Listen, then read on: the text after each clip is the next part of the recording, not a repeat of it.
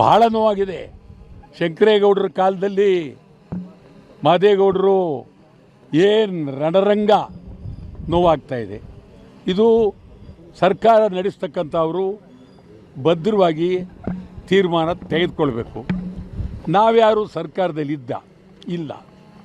ನಾನೇ ಮುಖ್ಯಮಂತ್ರಿ ಆಗಿದ್ದರೆ ಇಷ್ಟೊತ್ತಿಗೆ ನಾನು ಅಧಿಕಾರ ಹೋದ್ರೂ ಚಿಂತೆ ಇಲ್ಲ, ಮನೆಗೆ ಹೋದ್ರೂ ಚಿಂತೆ ಇಲ್ಲ, ನೀರು ಬಿಡೋದಿಲ್ಲ ಅಂತ ಸ್ಪಷ್ಟವಾಗಿ ನೇರವಾಗಿ ಹೇಳ್ತಾ ಇದ್ದೆ. ಆದರೆ ಇವತ್ತಿನ ಪರಿಸ್ಥಿತಿಯಲ್ಲಿ ನಾನು ಸುಮಾರು ಅನೇಕ ಮುಖ್ಯಮಂತ್ರಿಗಳು ನೋಡಿ ಬಂದೆ. ಕೆ ಸಿ ರೆಡ್ಡಿಯವರಿಂದ ಹಿಡಿದು ನಿಜಲಿಂಗಪ್ಪನವರಿಂದ ಹಿಡಿದು ಹನುಮಂತಯ್ಯನವರು, ಕಡಿದಾಳ್ ಮಂಜಪ್ಪ, ದೇವರಾಜ ಶ್ರೀರೇಂದ್ರಪ್ಪ ಒಂದೇ ಸಮಕ್ಕೆ ನೋಡ್ಕೊಂಬಂದೆ. ನಮಗಿವತ್ತು ದಿಕ್ಕಿಲ್ದಂಗೆ ಆಗಿದೆ. ನಮ್ಮ ಈ ರಾಜ್ಯದ ಮುಖ್ಯಮಂತ್ರಿಯವರು ಭದ್ರವಾಗಿರಬೇಕು. ಇವರು ಭದ್ರ ಸ್ವಲ್ಪ ಅಳ್ಳಾಡ್ತಾ ಇದೆ, ಭದ್ರವಾಗಿರಬೇಕು.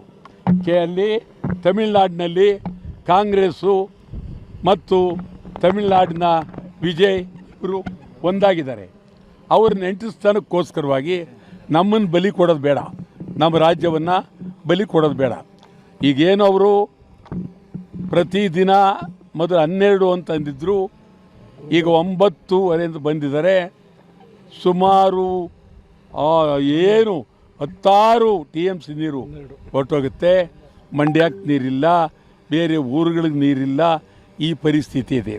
ಮತ್ತು ಕರ್ನಾಟಕದ ಜನ ನಮಗೇನೂ ಗೊತ್ತಿಲ್ಲ ಅನ್ನೋ ರೀತಿಯಲ್ಲಿ ಆರಾಮಾಗಿದ್ದಾರೆ. ಮಹದಾಯಿ, ಕಳಸಾ ಬಂಡೂರಿ, ಉತ್ತರ ಕರ್ನಾಟಕ ಜನ ಭಾರಿ ಎಚ್ಚರಿಕೆಯಿಂದ ಬೀದಿ ಬರವಿಗೆ ಹೋರಾಟ ಮಾಡ್ತವ್ರು ಯಾರು? ರೈತ ಸಂಘದವರು, ಕನ್ನಡ ಪರ ಸಂಘಟನೆಗಳು ಹೋರಾಟ ಮಾಡ್ತಾ ಇರ್ತಕ್ಕಂಥವ್ರು. ಯಾರೂ ಬೇರೆಯವರು ಬೀದಿಗೆ ಬರ್ತಾ ಇಲ್ಲ. ಅಸೆಂಬ್ಲಿ ನಮಗೆ ಪ್ರಾಮುಖ್ಯವಾದ್ದು ಅಸೆಂಬ್ಲಿಯಲ್ಲಿ ಒಂದು ಅದ್ಭುತವಾಗಿ ಇಬ್ಬರು ಕೂತ್ಕೊಂಡು ಗಂಭೀರವಾಗಿ ಒಂದು ತೀರ್ಮಾನವನ್ನು ಮಾಡಬೇಕಾಗಿತ್ತು. ಅವರು ಆ ಕಡೆ, ಇವರು ಈ ಕಡೆ. ವಿಧಾನಸಭೆ ಅದರ ಗಾಂಭೀರ್ಯ, ಗೌರವ ಎಲ್ಲ ಹೊರಟೋಯ್ತು. ಈಗ ಯಾರ ಮುಂದೆ ನಾವು ಕೇಳೋದು?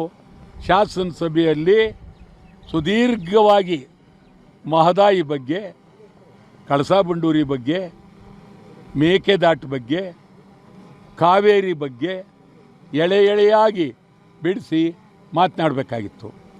ಪಾರ್ಲಿಮೆಂಟ್ ಸದಸ್ಯರುಗಳು ಮಾತನಾಡ್ತಾ ಇಲ್ಲ.